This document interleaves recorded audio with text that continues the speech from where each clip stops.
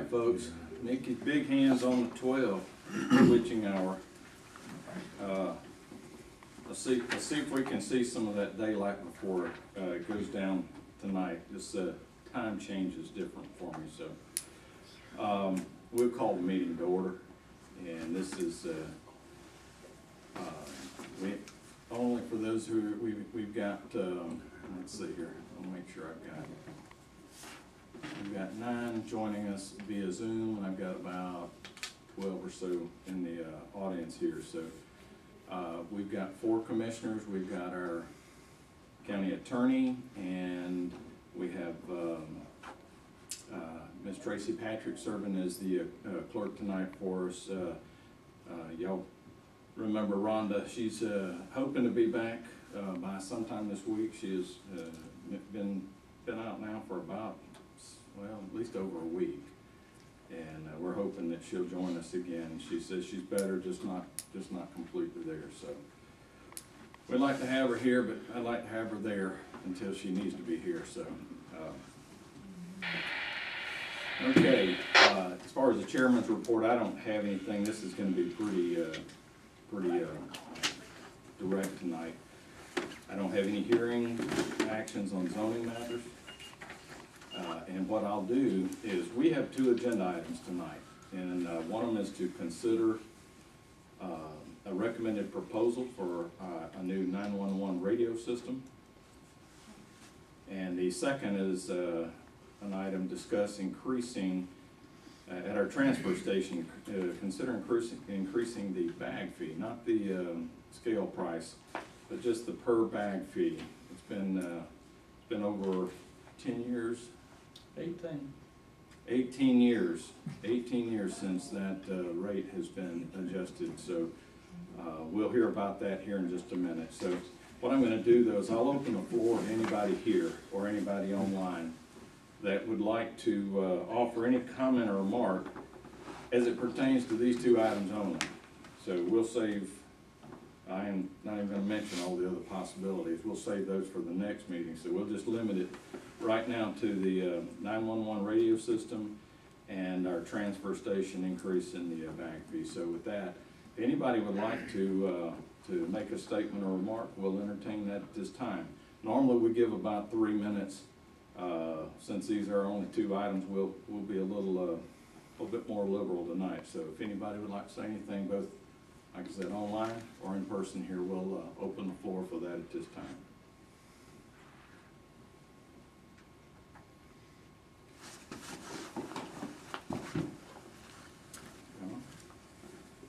Good evening. And if you would, just give your name and I know you're... You know me. Yeah, I do. I'm John Smith. I'm the owner of Gunby Communications out of Toccoa, Georgia. My home address is 39 Holly Road, Toccoa. I appreciate the opportunity to speak to you tonight. I know how difficult it is for people in your positions to make these decisions, and it's hard to make a good decision without good information. And sometimes information can be difficult to come by, and sometimes it can be erroneous. I know the bids have come in from the RFP, and I want to commend you for following your procurement protocols and actually going out to bid for a project of this size. It's really, doing an open bid is only the way to keep us vendors honest and really know what it is you're purchasing. I'm very pleased and want to commend you on taking another week so that you, as all the commissioners, could actually look at the proposals that have been submitted and try to understand what each of the vendors are talking about. I do want to point out a couple of things that I know back in June, y'all were given 3 proposals to consider before with this. One was a proposal from Gunby Communications, and one was a proposal from MCA, and another from Motorola. I just would want to point out at this point, I don't ever recall ever giving a proposal to be considered as part of that radio system. that was presented in June. The only information that I can ever recall providing Madison County about a new radio system was predates Brennan and was a budgetary estimate given to prior director David Camp. So I was quite surprised when I viewed the online meeting to see that we had given a proposal to be considered. Now that we've gone out to bid, proposals have been submitted. It is my understanding, based on nothing but the public record here, that the MCA proposal was for a 3-site VHF system. And my understanding, just from the record, and I'll like to confirm, that's a 3-site system with 2 sites transmit and 1 site receive. Is that correct, Brendan? It could be that way, yes. What have they proposed? I haven't. This would be for you to propose your system and not I'm theirs. just asking for clarification. Is theirs a 3-site receive, 3-site system? I believe that's what was presented. And 2 sites transmit, 3 sites receive. Is that my understanding? That sounds about right, yes. Okay. I believe that's correct. All right, thank you. The system that we proposed to be comparable, in our proposal that you have in front of you, to be comparable with that system, was a 3-site VHF Kenwood system. It's 3-site receive, 3-site transmit.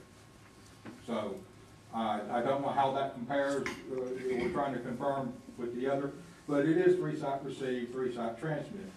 Now I know from talking to Chief Bell today, and from what I heard discussed at the last meeting, that there's an awful lot of complaints about the existing system.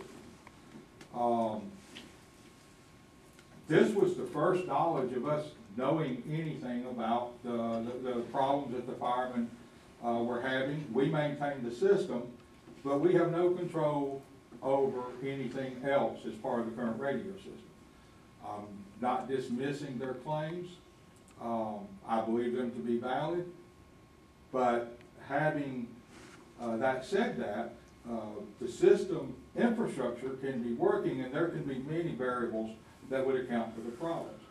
But the reason I brought up the 3-site comparison is that in the agenda and what was discussed at the last meeting was not our 3-site proposal to be comparable to the Motorola 3-site proposal. I think theirs was $1,036,000 or something like that. Our 3-site proposal is $807,000. And that is a price that's not even discounted. That's a normal price that we use, or would use in any competitive bid. So it's not like we've discounted this for this proposal. So that's roughly, instead of what was proposed or said we proposed was a 5-site UHF system. Now we did submit that in our bid as a consideration, because with these systems you're going from a 7-site receive, 1-site transmit, to a 3-site receive. There is going to be some difference there. But instead of using the $807,000 VHF system as the comparable, the price that was put in and registered or represented was I think it was $984,000, something like that, making the difference between the 2 systems seem to be much less. I don't think it is fair to consider a 5-site system versus a 3-site system and compare those based on that. Even though our 5-site was cheaper, I think that I would appreciate if you compare the 2 comparable systems. I don't really know what to say to the firemen. I know that they have complaints. Chief Bell had complaints. Those complaints were not forwarded to us or given to us in a manner that we knew how extensive they were. We were called to work on a site, look at a specific site, specific problem. We would go out, we would do our testing, verify, make the repairs if necessary, do some portable testing. But I don't know really what to say to that. We've had little or no contact, no discussion of what this new radio system should look like. And as far as I know, we have addressed every problem that's been brought to our attention, and I surely wish these departments that if they're experiencing the problems that they're experiencing had brought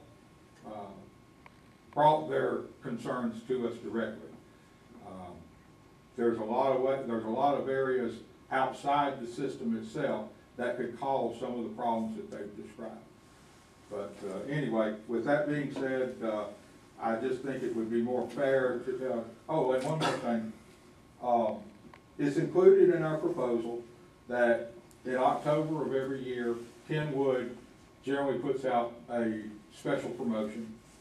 They usually do it in the third week of October. Because it had not been made public, we could not include it in our bid or proposal, but we did address it that we expected it to come out.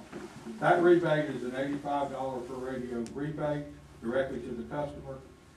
Based on the quantity of radios that you're purchasing, that would further reduce the cost of our system by about $40,000. I know there's been some discussion from the last meeting. The firemen were concerned about having to purchase their own radios. This, perhaps looking at an equal comparison of systems, would get the pricing down to where it's within the budget for the county to purchase their radios for them. Now, they may be so disillusioned with us that they want to buy their own radios. And that's a choice and prerogative that they have. But I appreciate the opportunity to bring these things to your attention, and good luck with your project. All right, thank you, John, I appreciate that.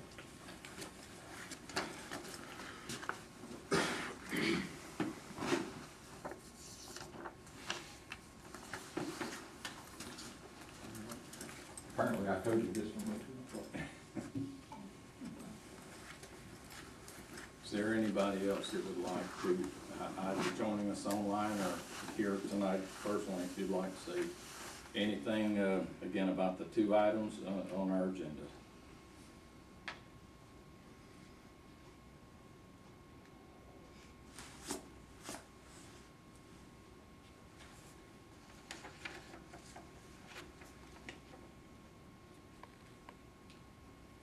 Just for clarity, I do want to ask John one thing here. The information that I'm looking at does, in fact, this is I believe it is a proposal, though, is it not? I just want to make sure that I'm not misunderstanding. This was dated in October 9th of 2020.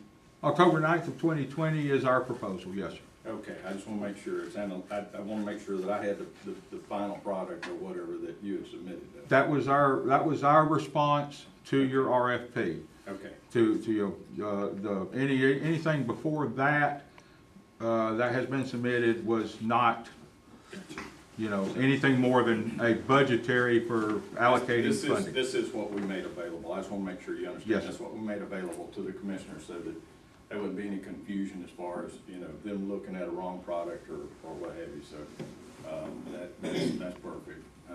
Okay. We got a full house of commissioners now. So and with that, I'll still entertain if anybody else wants to speak before we close out. Once we enter to the business portion, we typically, this is for commissioners, just so you are clear. It's for commissioners to discuss and to decide what action they want to take. So at that point, I know it may seem awkward, but we typically leave it. If they have questions and they need or request clarification, they can certainly ask. But for discussion or for the public, now would be the opportunity for you to do that. So I'll give you just a few more seconds. If I don't see anybody, we'll go ahead and get on with the two items.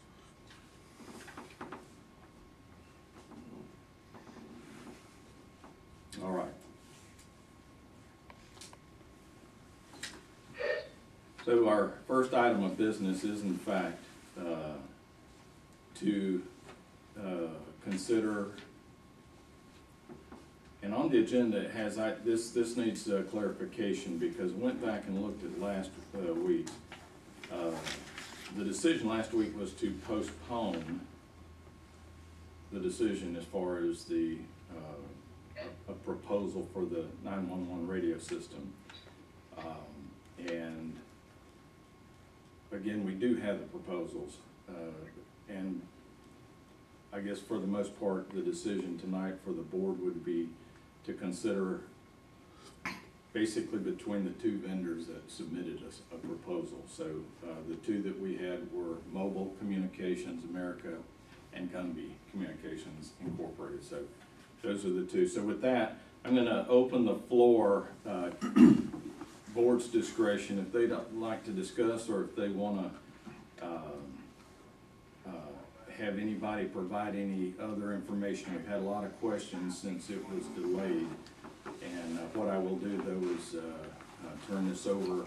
If the board would like to hear from Captain Baird first, we can do that for clarification, or we can move straight into the board's discussion. So would the board prefer to hear Captain Baird first?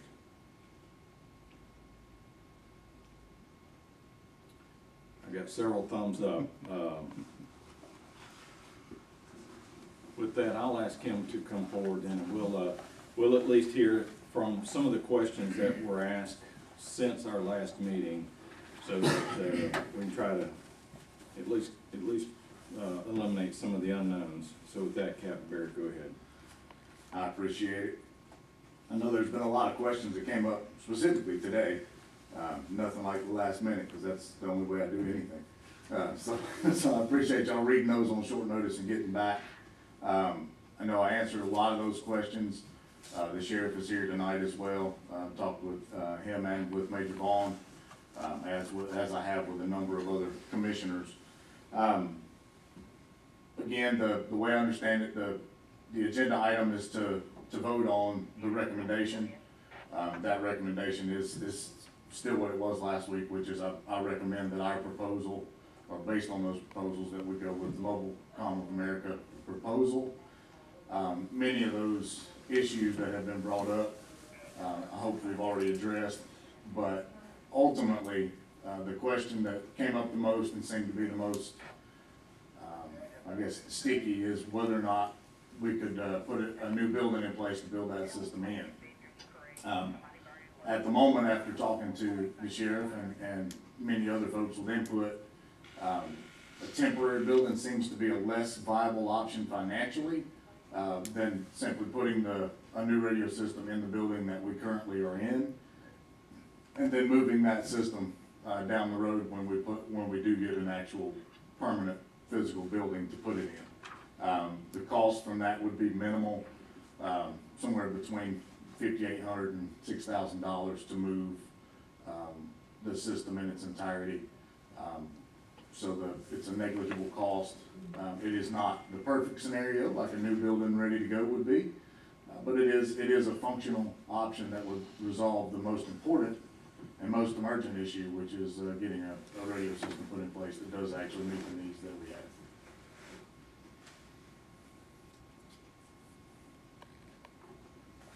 Are there any, so this is more the discussion before we get into the motion and everything, but are there any questions that our board members may have specifically for a proposal, whether it's Gunby or Mobile Communication? Is there any, go ahead. Just for clarification, my friends up there, I know the radio system that we need that, and we need to move forward with that.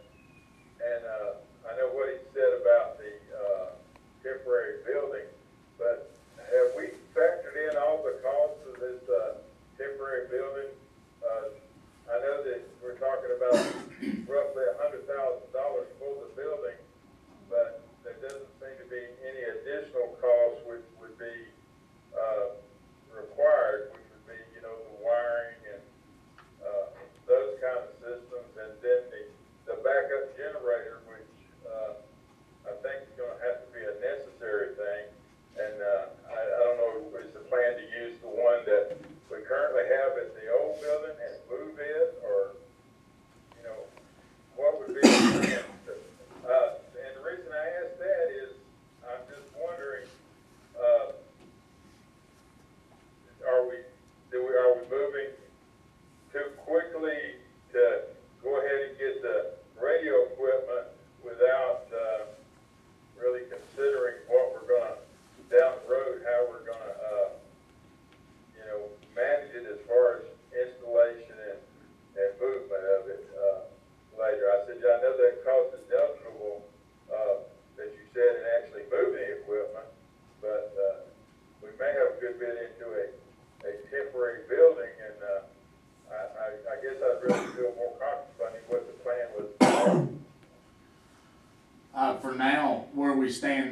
point is we'd probably better off not buying anything else.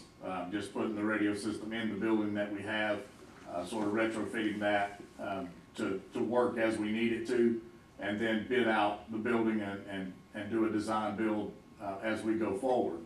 We can still get the radio system up and running in the next few months, even without moving forward on a temporary building. I think this vote tonight would be simply for the radio system, and the housing for that we can address as we move forward.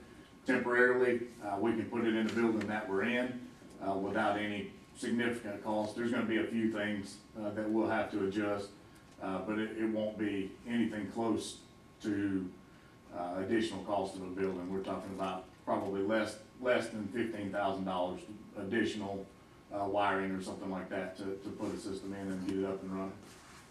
Oh, okay, I probably misunderstood what you said to begin with then. Right. Okay, so we would be, the proposal would be to get the system, put it in the existing building, and then, we could, probably put together a group to, help us define better what we need in a permanent type building. Yes, One way to say. that's right. Okay. And I'll just be honest, I've lived here my whole life, and we've all been around. We're kind of afraid if we do go with the temporary site, we're gonna wind up with the temporary being permanent, and we don't wanna do that. So we wanna explore doing this the right way from the beginning. And the only way to address both of those issues is basically to do them separately, like we're kinda asking for the commissioners to do, which is address the radio issue. We'll get that up and running. Then we'll deal with the RFP and the bid out process and funding for a new building, and then we'll move it when we need to. Okay. Yeah, Mayor, could you expand a little bit about what we need to do to the existing facility? Because the number you just shared with me is a lot less than what I anticipated. That's good news, don't take that the wrong way, but just for assurances as we move forward that we don't end up with a car without the horse. Right. Well, that would not be the cost of remodeling in any way. That would be retrofitting the radio room as it exists and just pulling out one console at a time and replacing that, so that we keep one system up and running while we build another system.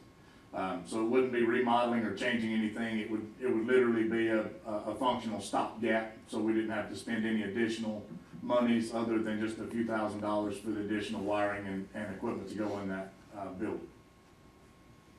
So it would not involve having to remove any of the rooms or anything like that. It's not a permanent solution like remodeling it would be.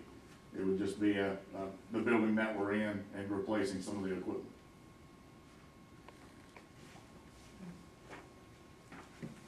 Thanks, sir. Thank you.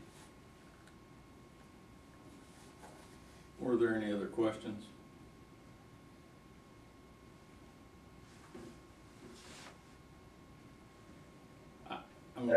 Go ahead. I guess I'll go back with, and ask the question about the proposal to begin with. As far as the mobile units and the, portables for the fire department, they are not included in that bid currently of the $1,069,000 for MCA and the Gumby's bid of, whatever it is now, whatever it is. They are. It's 807. 807 was for the lower one, but go ahead.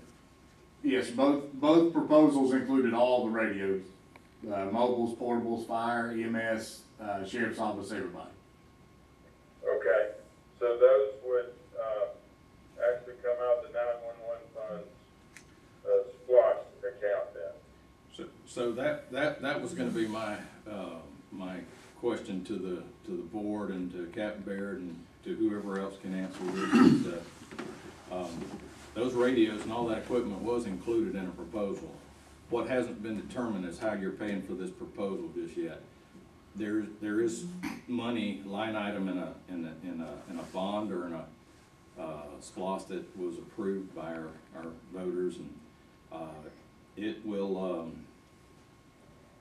fall short regardless of the options. it will fall short of both proposals. It is closer to actually meeting the three-site proposal by Gunby tonight, or that was actually included in their proposal. We're not recommending that site. Okay, so, but we haven't even got to that, but, see, we haven't even settled on a proposal yet. That's the part that hasn't happened, so. Well, we did. That was, as my understanding, that was the agenda item tonight, is to consider the recommendation. Right. Which is, last week I recommended MCA, and I reiterate that today. But as of this second, that hadn't been approved, though. That's the only point I wanna make. Correct. So when you're considering it, though, here's what the motion will have to include, is where you're gonna come up with the money to pay for this. Right. Somewhere in that discussion, somebody's gotta say $781,000 from SPLOST, That's from right. the 911. And each of, it's my, again, I sent the Excel spreadsheet to each of the commissioners. Right. And that does have that funding sources laid out. That would be the SPLOST money set aside for the 911 project, the remaining SPLOST money from the 2013 funds. The city police departments and the fire departments would buy their own, and that pays for that proposal. And will that cover the full cost of that proposal? It will. Chairman, may I ask a question? Go ahead. Tonight, basically the motion would be to select a sole offerer so they can pursue further negotiations, right? Because we don't really have a clear, definite amount for what all this stuff is gonna happen yet, do we? Well, you don't have a contract. That's what I'm saying. Right. So you gotta get the contract situated, so, if we're just tonight, selecting who the vendor is gonna be, then I'm not sure if we can, and you can tell me if I'm wrong, I'm not sure we could actually put how we're gonna spend the exact dollars on certain things tonight.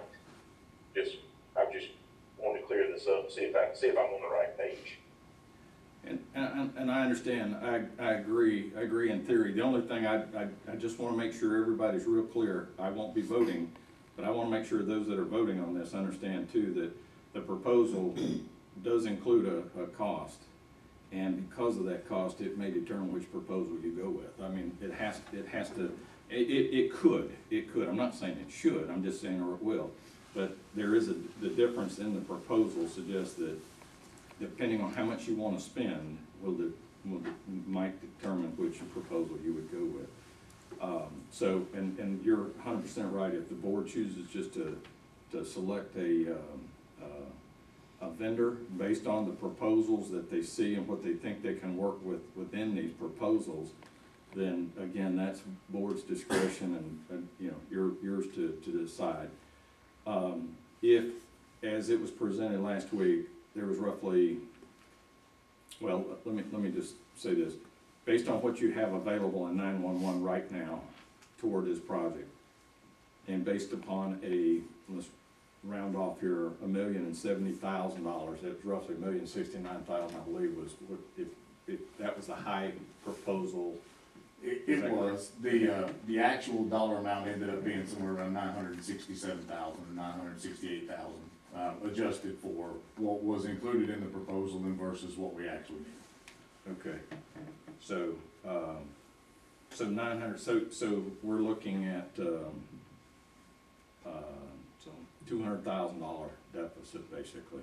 So, again, that's all I wanted to say, is that whether it's at this, point right now that you decide where the money comes from, at least have that in the back of your mind when you select a proposal, because that'll be the next thing you have to figure out, is how we're gonna bear this. And if the police departments and the volunteer fire service and rescue, if they're willing to do that, then so be it. But I just wanna make sure everything's on the table when you consider this. There's one last thing in here, though, I do wanna, and I did see this in some correspondence, I wanna make sure if our commissioner saw it, it was a notion of a performance bond. Yes. And I think the county attorney suggested that it's not a technically, if it's not a public works project, you can, $27,000 or $28,000 is your performance bond on this, regardless of the proposals, somewhere in there.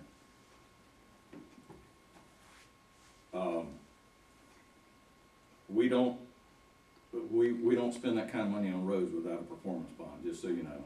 Until the work's complete, I'd sure like to have somebody on the hook for that. It's not my money, it's our taxpayers' money, so I'm not inclined to do anything without that bond. That's just my opinion. You can decide if you want to waive that, but I highly recommend really considering that performance bond being waived. So with that, I'll turn the floor back over to the commissioners. Let you, if you want to make a motion, if you want to discuss more, and then take that for a vote, it's your pleasure, your leisure at this point.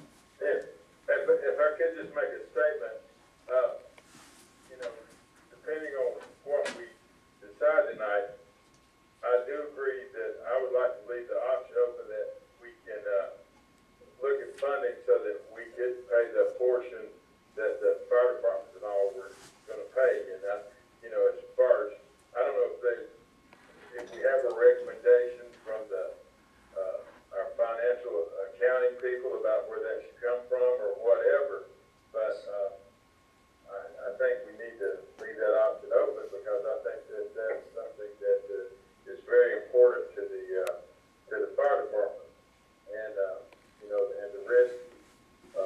I'm sure that they'll be willing to take up a portion of those funds, especially for any radios that they would put in their personal vehicles. I'm not particularly for the county taking that on, but anything that goes in a truck, you know, that is a fire department asset, I would like to see us be able to fund that, and you know, not that it has to come out of their squash money. And as long as whatever we're voting on tonight leaves us that option to go forward and do that, even if we've got to sit down and do some further discussion on that, then you know, I would be comfortable with it. That kind of complicates it a little bit, though. And the reason I say that, Commissioner Kirk, is unless you've already nailed down an option you want to go with, and you know that's going to be, like I said, you're looking at a minimum of $200,000 that cannot be covered for out of our 911 SPLOST. So and I've spoken with our finance department. You could take it out of the general fund. You can. You could take $966,000 out of the general fund for that matter. I'm just telling you that that's a decision, though, when you're making this with respect to your vendor. That's why I wanted you to consider at least how will you fund that $200,000. That's all that discussion was about. I will tell you, and I'm not. This is again full disclosure, since we're having this regarding SPLOST. I agree that it would be great to have consideration for the fire departments, and you know, whatever arrangement can be made, that's fine. I will tell you that there is in a number of departments, there is remaining 2014 SPLOST too, that I'm trying to spend their money by any means. I'm just saying that there are a number of resources available out there when you make this decision. You got to put them all on the table. Whether you use them or not, you got to put them all on the table. So I'd just be real hesitant to go straight to the general fund to pay whatever the difference is. Kevin, I got a motion for you. Fire away, sir. Mr. Allen, before you do that, can I clarify sort of where I think we are? Okay. And what your options are. So, I think what you're doing tonight is you can select, and sort of in communications with Cat Bear today and others, it sort of came to realization that you don't have an actual contract to approve a firm proposal or firm bid. But that's an advantage of this proposal, that you can select either or both of these offerors and tell the administration we want you to negotiate further details and then come back to us with a final contract for approval. But I don't think you're in a position to commit any county funds regardless of source at this point. You could just authorize negotiation with one or both of them.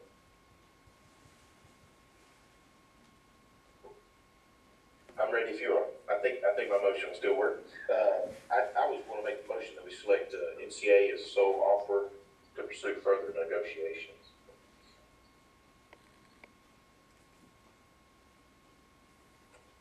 Second.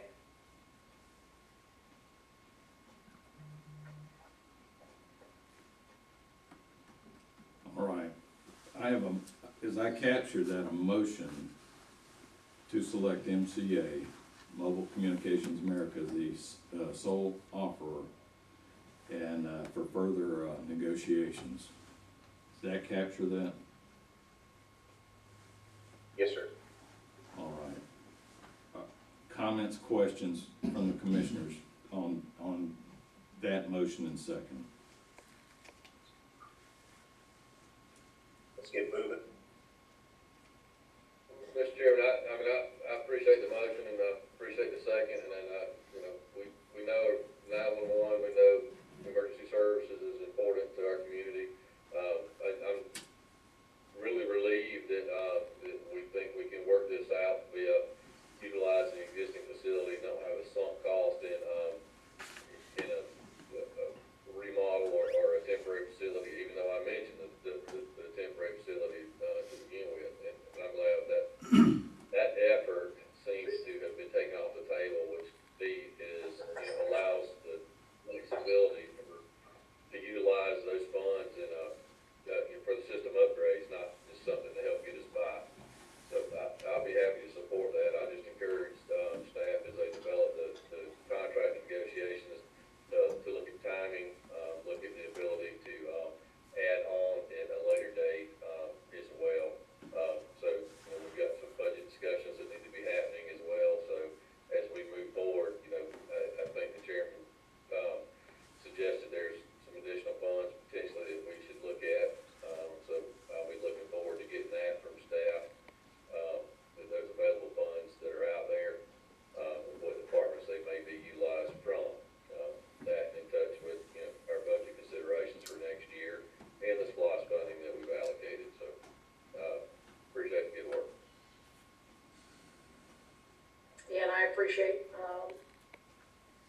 Pruitt's thoughts on that, and to really look into the terms of payment as well.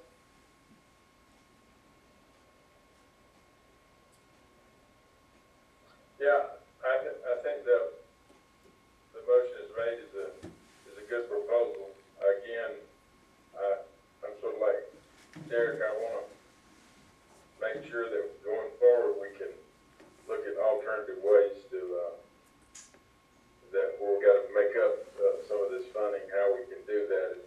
That's a good point about that there are SPLOST funds from 2014. We need to those amounts and understand that, how we can use that. If we go forward with NCA as the lone contender, can we go back and squeeze them just a little bit more, Captain Baird? I'm all about squeezing. I think they should appreciate the fact that we're heading forward with them, if that is the way we go. I agree. Beat them up a little bit. Mr. Hunter in the building? He is. Well, I think you just asked him that then. The answer to that is yes. Okay. So there's a Chris Hunter, who is the director of sales for North Georgia and MCA, who was present with us. So just for what it's worth, but I just It's down the hill.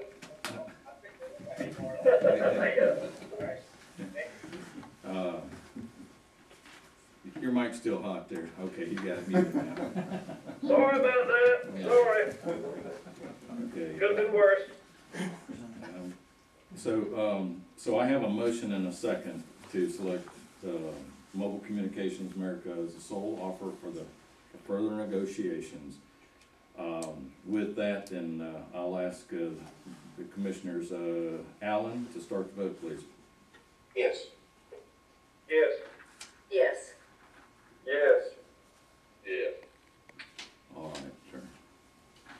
All right, so that item is taken care of. Mr. John Smith, I appreciate you being here tonight, Joe. Thank you for, Yes, sir. for at least time and presenting that. Yes, sir. I'll have a good evening. All right, sir. Take care. We're along back there, All right, our other item of business, yeah, I'm sorry, y'all need to, we're gonna talk transfer station here just for a minute. Did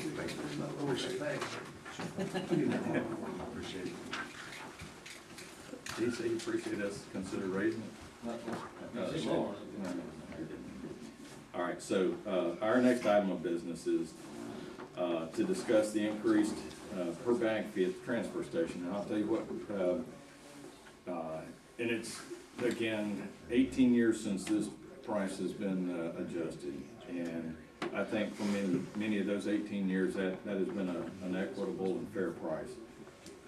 We pay by the ton to dispose of this refuse in Athens, Clark County.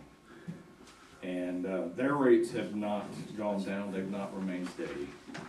And when you say a per bag fee, we have seen some incredible, ingenious ways to get 150 pounds in a 30-pound bag or a 55-pound bag, whatever.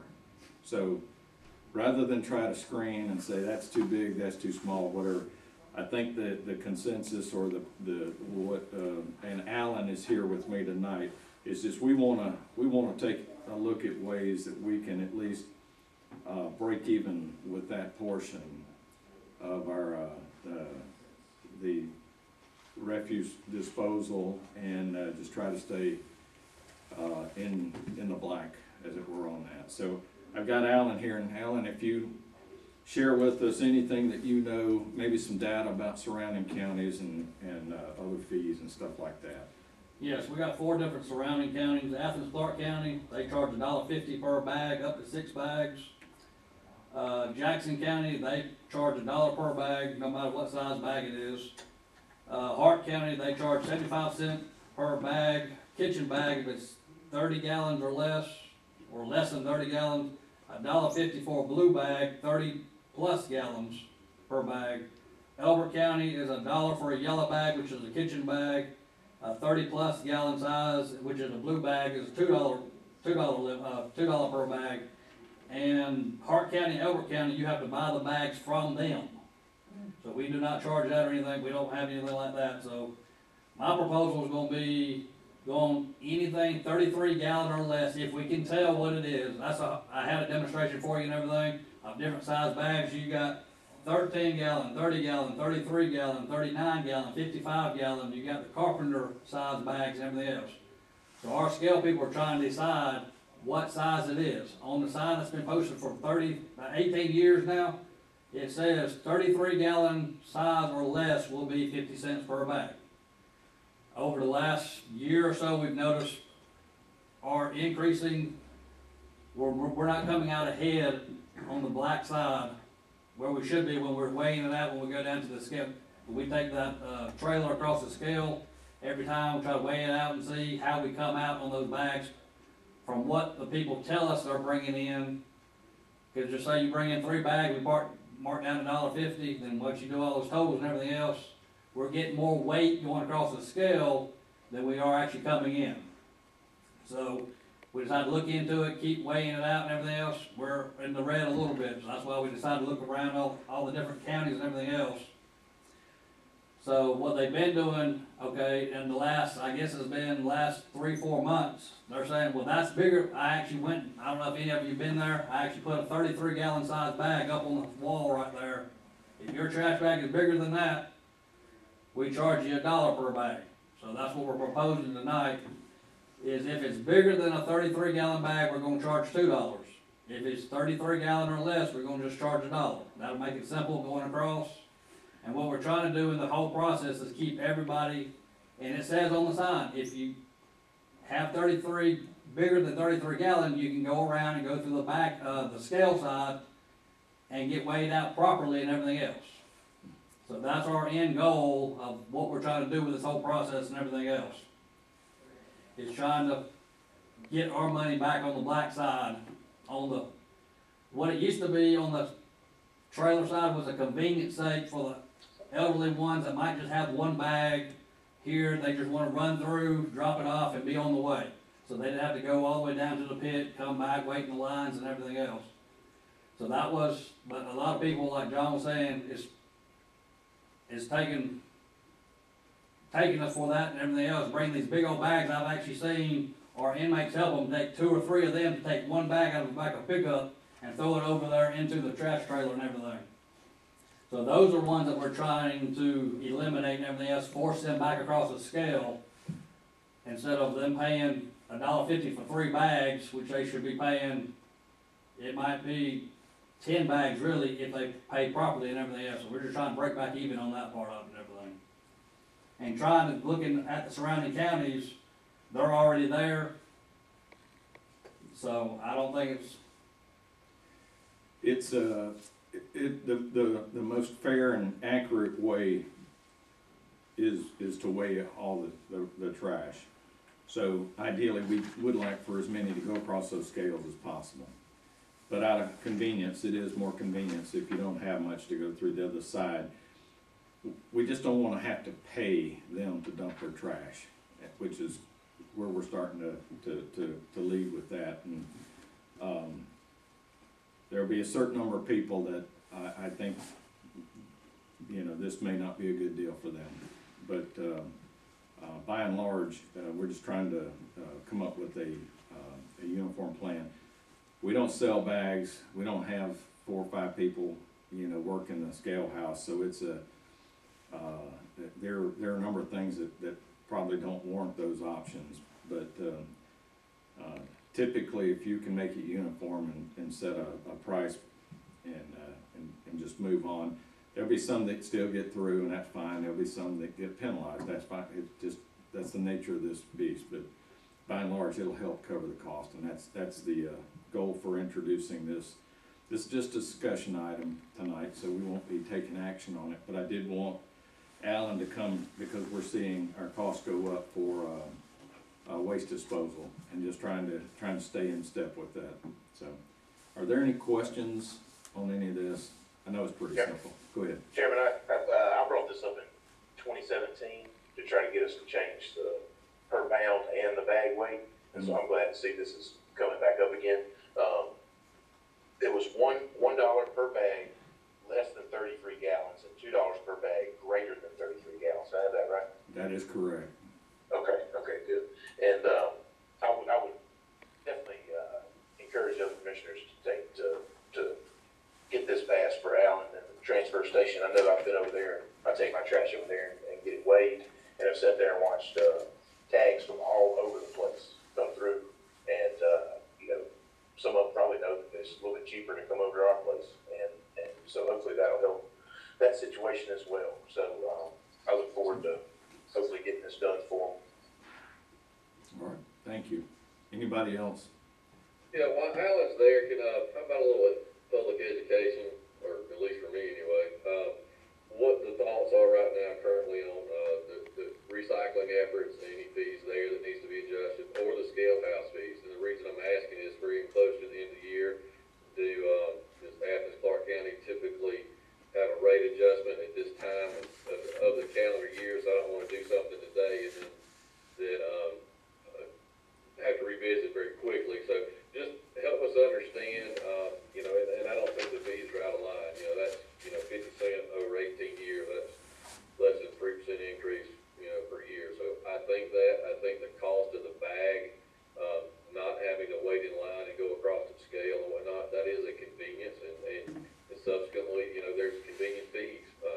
We pay more when we go to the convenience store than we do to the grocery store. So there's some logic to there. I'm supportive of it. I'd just like to hear a few little thoughts, making sure we're looking at it holistically as we move forward.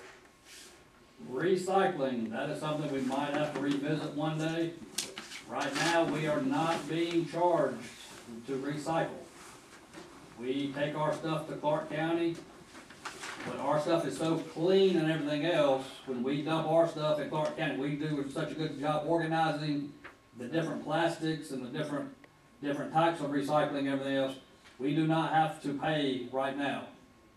If we are paying roughly $50 a ton to get rid of our regular stuff. If we did have to pay for recycling, it would be close to $80 a ton. If we did have to pay for that.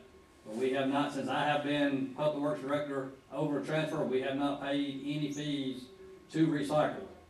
But that is something we might have to address one day, where you're paying $50 a year, throw it in the dumpster versus $80 to recycle.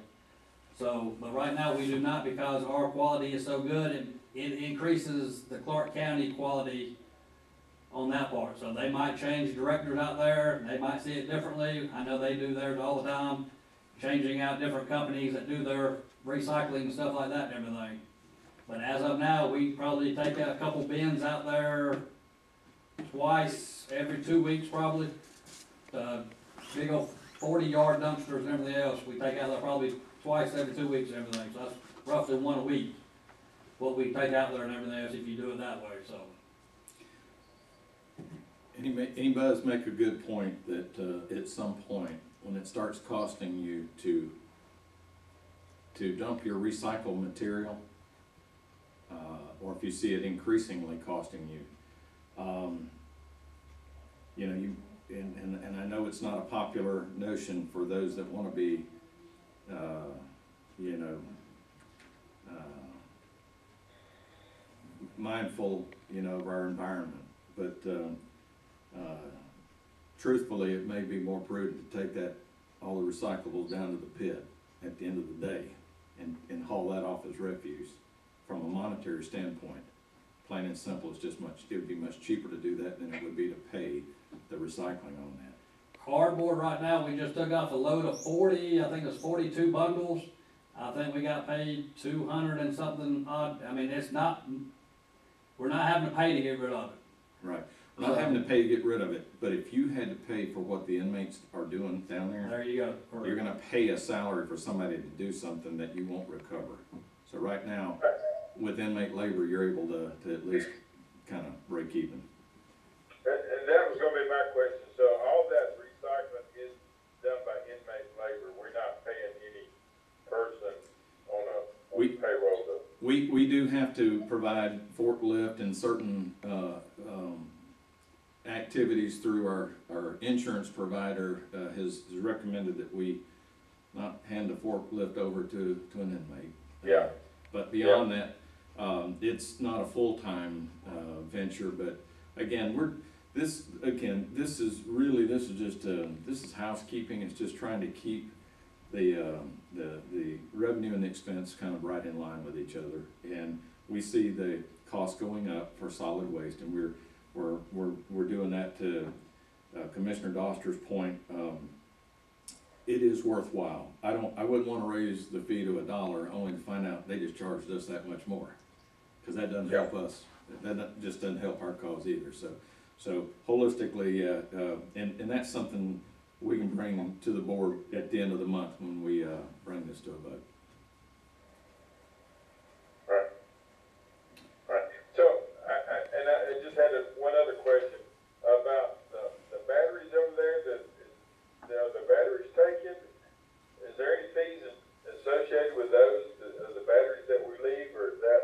No, we have a guy that comes by. It's not very much that we get from that, but that is another fee we're not paying to get rid of. Right. Actually, we got a couple of people that we bid that out every once in a while. We got 2 people that's called interested in it.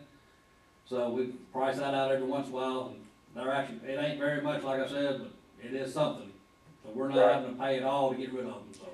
It's probably enough to offset what we pay for the oil disposal.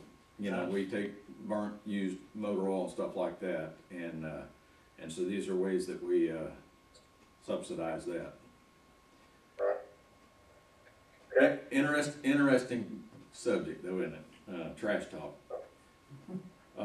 Is there anything else on that? Again, we'll try to have those pieces of information when we meet back at the end of the month.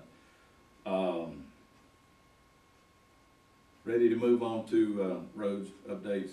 Anybody have anything regarding roads? Do we need a motion to consider it, or? No, No. because it was just a discussion item. Okay. Yeah, we'll vote on that at the end of the month. So we'll have a quick tire amnesty, we did just finish that out, we do have one more trailer we are gonna fill up this week and next week, so if you know anybody else that has any tires, please get them in. Then we have our big shredding event this Saturday, November the 7th, 10 to Very good. 2, here at the government complex. So, We offer a service 10 to 12. from 10 to 12. We 10 offer to a 12, service correct. that the county pays for, and typically we may use a third, maybe a half of the truck at the most. So if you know of anybody that's looking to get rid of, we try to purge here in the complex and throughout the other facilities, but this is for county, this is for citizens in the county. And if they've got stuff that they want to get rid of, if you've never been up here, you can actually monitor it. It has a camera inside the truck that allows you to see your paperwork being shredded inside that truck. So I know a lot of people are very leery about turning, personal papers over, but it's very neat, easy way for them to take care of that. So get the word out. Can you remind me the tire amnesty deadline? I missed it. Cut off. Well, the cutoff is already closed. However, they allow us, he's got one trailer that is still sitting over there, and they will allow us to fill that one, close that out, and then it'll be gone. Okay.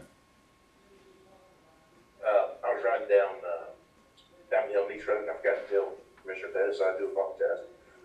They've got some potholes that have opened up in the last few days, it looks like. Got pretty bad on that road. That and East Commerce as well. All right. Yeah, and of course, it's on the Macedonia Church Road, I know that there's been a couple of potholes that's been fixed, but, we have, I guess there's so much truck traffic on this road now that those holes have opened back up over here. I don't know what the solution is gonna be to that, but, we do have a lot of truck traffic on this road, and, it's really taking a toll on it. Got some important people on that road too. Well, yeah. I was talking about my mom there, Brian. I wasn't gonna put you on the spot. My mom lives over there too, so that's all right. I know. I'm just giving you grief. I agree. It is one of the true original tar and gravel roads in this county, so it's failing. That's all there is to it. I wrote it down, yeah, and Alan's right here, so he heard it too. So One more thing, if y'all have any questions about pink markings on county roadways, that is gonna be for the signage of our 2019 off-system safety projects. They started on that last Friday, so I know there's some on Spratling Mill Road. I can go over this list of 20 roads. It's gonna be Spratling Mill Road, East Paoli Road, Old Wildcat Bridge Road, Booger Hill, Rogers Mill, Sanford Road, Sanford Nicholson Road, Seagraves Mill Road, Shiloh Fort Lamar, Vineyards Creek, Hollies Creek, Jotham Down, Cherokee, George Edwards, Smithonia Colbert, Piedmont, Bullock's Mill, Cleghorn, and Davis Home Church Road. They will be replacing all signage on all 20 of these roads, and then also doing the road striping on these 20 roads. So that just got awarded by the state and everything else, but that was a off-system safety project that we got through them. That goes back to 2019, but it just got awarded. I think they sent it out in August, and I think they just awarded it last month, I think. So I noticed the pink markings on Spratling Mill Road last Friday, so you probably will have some questions being asked by citizens on what those markings are and everything else, but that's where new signage is gonna be put, that they're currently not a sign there. So then they'll be replacing all the old signs and posts. this, Can we get an email of that list? I can't Yes. write that thing. I will, I'll send that to you. hundreds of thousands of dollars. Yes. Just so you know, that's kind of a nice little grant. So that turned out to be really, really good. And who was the grant from? Is, GDOT. GDOT. GDOT. All right. Any other, that's good stuff there, though. Any other roads issues? Urgent matters? Executive session? Yes, sir. Outstanding. Motion to adjourn? I've got a motion to adjourn from Commissioner Doster. We are adjourned, folks. Thank you all very much for joining, and man, actually, we started a minute or two late, so I think that's an hour meeting, so we're trending in the right direction. Thank you all very much. I'll put all this in the